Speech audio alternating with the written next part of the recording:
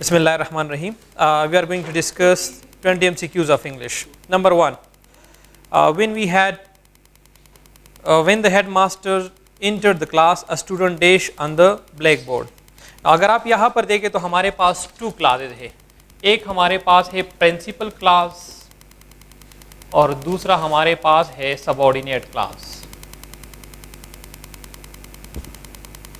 अभी first of all you have to know about principal clause और subordinate clause. हमारे पास क्लास क्या होता है? फर्स्ट थिंग, तो क्लास हमारे पास combination of subject plus predicate हमारे पास, और या कुछ हमारे पास बुक्स है उसमें हमारे पास लिखा जाता है वर्ब. अभी अगर आप यहाँ पर देखें तो हमारे पास क्लास की 2 टाइप्स है. एक को हम कहते हैं इंडिपेंडेंट क्लास और जिसका दूसरा नाम है प्रिंसिपल क्लास, और दूसरा हमारे पास है डिपेंडेंट क्लास और जिसका दूसरा नाम है सबऑर्डिनेट क्लास. और रिमेंबर, अगर आप यहाँ पर देखें तो हमारे पास subject plus verb it gives full meaning, और अगर आप यहाँ पर देखें तो हमारे पास यहाँ पर होता है सब्जेक्ट प्लस वर्ब, लेकिन यहाँ पर क्या होगा? Not full meaning. इन दोनों में जो मेन डिफरेंस है, इसकी शुरुआत जो है वो कंजंक्शन से होती है. कंजंक्शन से शुरू होती है डिपेंडेंट क्लास की या सबऑर्डिनेट क्लास की. तो अगर आपके पास एक क्लास पास्ट में है, the second clause must be in past tense. तो अगर आप यहाँ पर देखिए व्हेन द हेडमास्टर एंटर्ड, तो हमारे पास यहाँ पर एंटर्ड हमारे पास है सेकंड फॉर्म ऑफ वर्ब, तो ये हमारे पास सिंपल पास्ट हो गया. द सेकंड जो क्लास है वो भी हमारे पास पास्ट में होना चाहिए. तो हमारे पास यहाँ पर देखिए when the headmaster entered the class a student dash, तो द एक्शन वाज जो है वो अभी शुरू है, तो यहाँ पर हमारे पास पास्ट कंटिन्यूस इस्तेमाल करेंगे तो हमारे पास हो जाएगा वाज राइटिंग. नेक्स्ट हमारे पास है MCQ number 2. Zahid dash TV when his brother केम. अभी यहाँ पर देखिए एक्शन स्टार्ट है, जब वो ब्रदर आता है तो जाहिद जो है उसका एक्शन स्टार्ट है, तो ये पास्ट में है. अभी अगर आप दूसरे क्लास को देखिए वो भी पास्ट में है, तो हमारे पास यहाँ पर भी पास्ट कंटिन्यूस इस्तेमाल होगा. Option number A is the correct one. MCQ number 3. He always dash to prove that the earth revolves around the sun. अभी यहाँ पर बहुत सा इंपॉर्टेंट, यहाँ पर जो बात हो रही है ये यूनिवर्सल ट्रुथ है. अभी यूनिवर्सल ट्रुथ हमारे पास है, तो यूनिवर्सल ट्रुथ हमारे पास जो है वो इंडेफिनिट, प्रेजेंट इंडेफिनिट में होगा. हमारे पास हमेशा प्रेजेंट इंडेफिनिट में होगा. दूसरा यहाँ पर आपके पास एक क्लियर कट एक साइन है, ऑलवेज वर्ड है. यहाँ पर अगर आपके पास ये वर्ड है, it means you have to go for universal, तो हमारे पास यहाँ पर सिंपल प्रेजेंट होगा, और हमारे पास ही शी इट के साथ वर्ब के साथ एस या ईएस हम इस्तेमाल करते हैं, तो हमारे पास यहाँ पर option number A is the correct one. MCQ number 4. He saw me by chance in dash the bus. अगर आप यहाँ पर देखें तो हमारे पास एक सब्जेक्ट है ही, तो हमारे पास यहाँ पर है ही सा मी बाय चांस, और फिर हमारे पास एक कंजंक्शन इस्तेमाल हुआ है. तो जब कंजंक्शन इस्तेमाल हुआ है तो याद रखिए अगर first verb that is in the second form और आपके पास सेकंड फॉर्म में है, तो आपके पास जो दूसरा वर्ब होगा वो भी सेकंड फॉर्म में होना चाहिए, वो आपके पास फर्स्ट फॉर्म में नहीं होना चाहिए. तो हमारे पास यहाँ पर वो स्टॉपिंग नहीं आ सकता, क्योंकि हमारे पास वहाँ पर अगर पास्ट कंटिन्यूस होता तो दूसरा भी पास्ट कंटिन्यूस में होता. यहाँ पर हमारे पास option number C stop is the correct option. MCQ number 5. How many pegs of wine dash yesterday. याद रखिए जब भी आपके पास टाइम मेंशन हो यस्टरडे, तो उसके लिए हमेशा आप सिंपल पास्ट इस्तेमाल करेंगे, ना कि आपके पास प्रेजेंट परफेक्ट या आप पास्ट परफेक्ट इस्तेमाल करेंगे. तो जब भी हमारे पास यस्टरडे टाइम मेंशन हो, you have to go for simple past. तो हमारे पास यहाँ पर होगा how many pegs of wine did you drink yesterday. हमारे पास option number 2 is the correct one. MCQ number 6. He cut his finger while he dash vegetable. अगर आप यहाँ पर भी देखें तो 2 क्लासेज है. The first class that is in the past one, यहाँ पर बच्चे कंफ्यूज होते हैं कि कट हमारे पास फर्स्ट फॉर्म है, हमारे पास कुछ ऐसे वर्ब है जिसके तीनों फॉर्म सेम टू सेम होते हैं। For example cut, cut, put के तीनों फॉर्म सेम है। इसी तरह हमारे पास शट, ये भी तीनों फॉर्म सेम टू सेम है। तो हमारे पास अगर आप यहाँ पर देखें तो हमारे पास है ही, अगर ये सिंपल प्रेजेंट में होता तो फिर ये हमारे पास ही कट्स होता, लेकिन ये सिंपल पास्ट है तो हमारे पास ही कट हिज फिंगर वाइल, तो ये दूसरा भी पास्ट में होना चाहिए। और वो क्या एक्शन जो है वो क्या, जब पास्ट में शुरू था तो हमारे पास वाइल ही वॉज कटिंग, तो हमारे पास option number D is the correct one. MCQ number 7, he still remembers the day when he first dash to church. अभी यहाँ पर देखिए हमारे पास रिमेंबर्स, अभी it goes back to the past, जब पास्ट की तरफ इशारा करता है तो हमारे पास यहाँ पर सेकंड फॉर्म ऑफ वर्ब होना चाहिए, सिंपल पास्ट आना चाहिए, तो हमारे पास option number B is the correct one.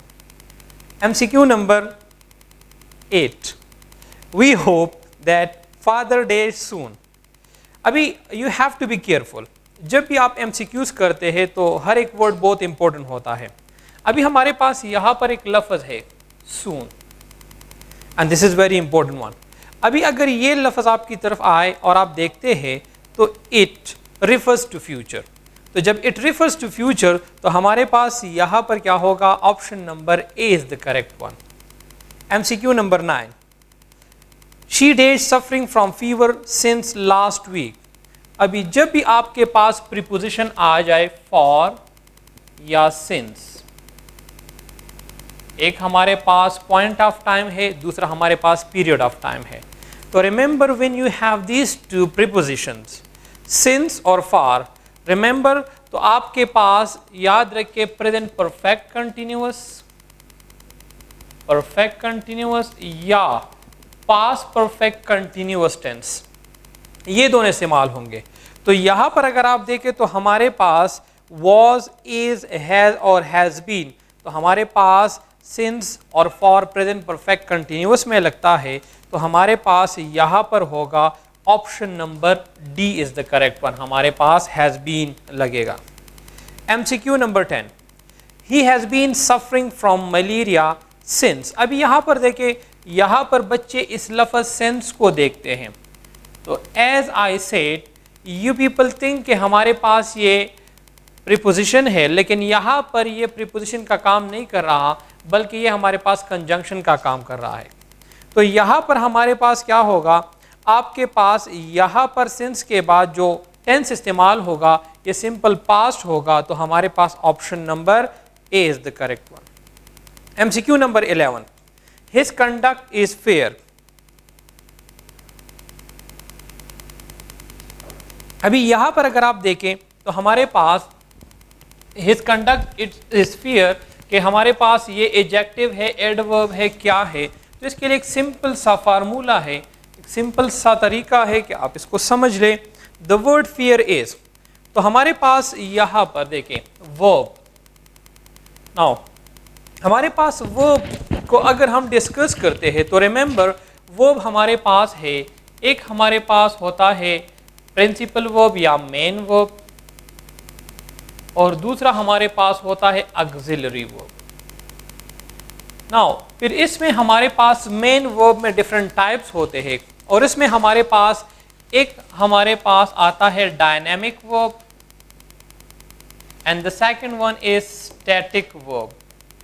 Now dynamic जिसमें आपके पास क्या हो, एक्शन हो, और स्टैटिक जिसमें मूवमेंट ना हो। नाउ यहाँ पर अगर आप देखें डायनेमिक वर्ब के बारे में जब हम बात करते हैं तो हमारे पास यहाँ पर एक्शन के बारे में बात करते हैं और स्टैटिक के बारे में बात करते हैं। तो हमारे पास इज, एम, आर, वॉज और वर। Whenever you have these verbs, after these verbs you have to go for adjective. लेकिन अगर आपके पास एक्शन वर्ब आ जाए, एक्शन वर्ब के बाद आपके पास इस्तेमाल होगा एडवर्ब। फॉर एग्जाम्पल यहाँ पर मैं एग्जाम्पल लिखता हूँ, he runs fast, he is fast. Now I wrote two sentences, he runs fast, he is fast. Now first sentence, if you see in both these sentences we have fast, same. Now, is this an adjective or adverb? Is this an adjective or adverb? तो यहाँ पर याद रखिए आपका लफ्ज़ का function change होता है according to the sentence. Now here the verb, we have dynamic verb or you call it action verb, and this one is static verb. And what I told you कि after static verb we have to go for adjective, and after dynamic verb we have to write an adverb. Sometimes students become confused. वो इस तरह होते हैं कि वो इस तरह लिखते हैं he runs fastly. फास्टली कोई लफ्ज़ नहीं होता, हमारे पास फास्ट होता है, फास्टली कोई लफ्ज़ नहीं होता. तो यहाँ पर इज इस्तेमाल हुआ है, इसके बाद फियर लफ्ज़ है, तो ये हमारे पास क्या होगा, हमारे पास एडजेक्टिव होगा. एक दूसरी चीज़ भी याद रखें कि हमारे पास इज एम आर के बाद या तो एडजेक्टिव इस्तेमाल होता है और या हमारे पास नाउन इस्तेमाल होता है. अभी हमें पता किस तरह चलेगा which word is an adjective and which word is an noun. Simple सा ट्रिक है कि जब भी आपके पास नो आर्टिकल, इसके साथ आर्टिकल कभी भी इस्तेमाल नहीं होगा, ए एन द, और यहाँ पर आपके पास आर्टिकल इस्तेमाल होगा. अगर आर्टिकल इस्तेमाल हुआ इट मीन्स नाउन है. अगर आपके पास आर्टिकल नहीं है तो एडजेक्टिव. फॉर एग्जाम्पल मैं कहता हूँ she is a doctor. Now in this sentence we have article A. It means this word is a noun. अगर मैं कहूँ he is honest. Now in this sentence यहाँ पर देखें we do not have any article, तो हमारे पास क्या हो जाएगा, this one is an adjective. तो हमारे पास यहाँ पर कौन सा ऑप्शन होगा, ऑप्शन नंबर ए. नेक्स्ट है Zahid is superior and intelligence dash Tahir. हमारे पास जब भी कंपैरेटिव डिग्री हो तो रिमेंबर कंपैरेटिव डिग्री में हमारे पास एक लफ्ज़ कंपैरेटिव डिग्री में इस वर्ड के बाद, कंपैरेटिव डिग्री में वर्ड के बाद एक लफ्ज़ इस्तेमाल होता है then. For example he is taller than Ali. तो यहाँ पर देख कंपैरेटिव के बाद देन इस्तेमाल होता है. लेकिन वी हैव सर्टेन वर्ड्स जिसके बाद देन नहीं लगता. फॉर एग्जाम्पल अगर हमारे पास आ जाए superior, senior, junior, inferior, prior, तो याद रखिए इसके बाद हमारे पास instead of then we have to go for to. तो हमारे पास यहाँ पर superior and intelligence to Tahir हो जाएगा. हमारे पास नेक्स्ट है I prefer coffee dash tea. यहाँ पर हमारे पास एक और लफ्ज़ भी है प्रेफर. तो प्रेफर के बाद भी हमारे पास क्या लगेगा, हमारे पास यहाँ पर टू लगता है ना कि देन. तो हमारे पास option number A is the correct one. MCQ number 14. Amy has a sweeter voice than dash singer. तो यहाँ पर हमारे पास देखिए हमारे पास यहाँ पर कंपैरेटिव की बात हो रही है क्योंकि we have the word then. अगर देन का लफ्ज़ नहीं होता तो फिर हमारे पास सुपरलेटिव की तरफ जाते हैं. अभी कंपैरेटिव का है तो हमारे पास एनी अदर जो है, अगर हम एनी इस्तेमाल करें तो वो मोर देन टू के लिए, एनी अदर हर दूसरा. तो हमारे पास option number B is the correct one. Next है 15 नंबर MCQs है he was dash, he was the dash cleverest of all boys. अभी यहाँ पर देखें हमारे पास सुपरलेटिव डिग्री. तो सुपरलेटिव डिग्री में हमारे पास सुपरलेटिव डिग्री दो तरीके से हो सकते हैं. एक हमारे पास जिसके साथ वर्ड के साथ EST आता है या वर्ड से पहले आपके पास द मोस्ट आता है. तो हमारे पास याद रखें कि अगर आप यहाँ पर देखें तो हमारे पास EST आया है तो हमारे पास डबल सुपरलेटिव हमेशा गलत होता है. डबल जो सुपरलेटिव है वो गलत होता है. अगर मैं कहूँ द मोस्ट टालेस्ट तो ये क्या होगा, ये गलत होगा. क्यों? क्योंकि या तो हम EST की तरफ जाएंगे या मोस्ट की तरफ जाएंगे. We have to see the word कि आया इस वर्ड को EST चाहिए और यहाँ पर हमारे पास मोस्ट की ज़रूरत है, तो हमारे पास यहाँ पर जो क्लेवर है वो क्लेवरेस्ट बनता है, तो यहाँ पर कोई लफ्ज़ नहीं लेगा, option number D. MCQ number 16, it is dash perfect technique. याद रखिए हमारे पास कुछ बच्चे कंफ्यूज होते हैं, उससे के साथ आर्टिकल द लगाते हैं, लेकिन परफेक्ट के साथ हम आर्टिकल द कभी भी नहीं लगाते। हमारे पास यहाँ पर ऑप्शन नंबर ए होगा। She, MCQ number 17, she is the dash of the two sister. Now a bit confusing one. When you see the word the, so most of the students they think that the is used in superlative degree, number one. दूसरा, we do not have a word then, ये भी नहीं है, लेकिन यहाँ पर clear cut कहा गया है two sisters, and comparative degree it is used for two, superlative degree it is used for more than two. तो अगर two clear cut mention है then we have to go for option number second, she is the prettier of the two sister. MCQ number 18, Amy is the fairest and dash woman in the city. तो हमारे पास अगर the first one, first degree हमारे पास क्या है, हमारे पास superlative है, the second one is also superlative one, तो हमारे पास यहाँ पर क्या होगा, option number C is the correct one. MCQ number 19, Browning is greater than dash Victorian poet. अभी यहाँ पर देखिए जब हम कंपैरिजन करते हैं तो हमारे पास, जैसे हमने कहा कि हमारे पास जब भी कंपैरिजन होता है तो हमारे पास लफ्ज़ क्या होगा, देन का लफ्ज़ आएगा।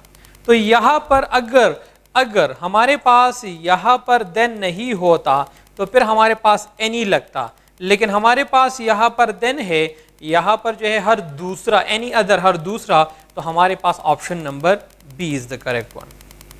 और नेक्स्ट है MCQ number 20, I am feeling dash well, तो हमारे पास यहाँ पर feeling marvellously well, option number B is the correct option.